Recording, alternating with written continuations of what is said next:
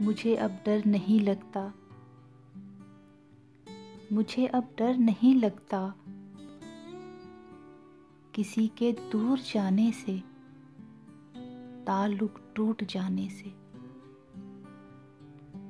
किसी के मान जाने से, किसी के रूठ जाने से। मुझे अब डर नहीं लगता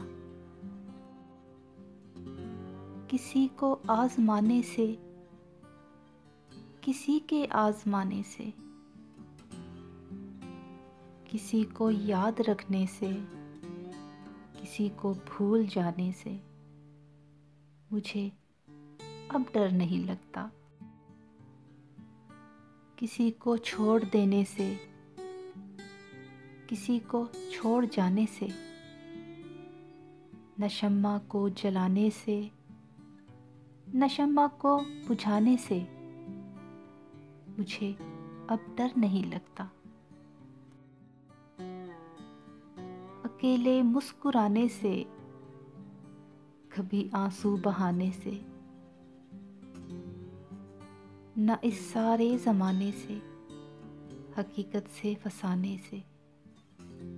मुझे अब डर नहीं लगता किसी की नारसाई से, किसी की पारसाई से, किसी की बेवफाई से, किसी दुख इंतहाई से। मुझे अब डर नहीं लगता ना तो इस पार रहने से, ना तो उस पार रहने से, ना अपनी जिंदगानी से, ना एक दिन मौत आने से।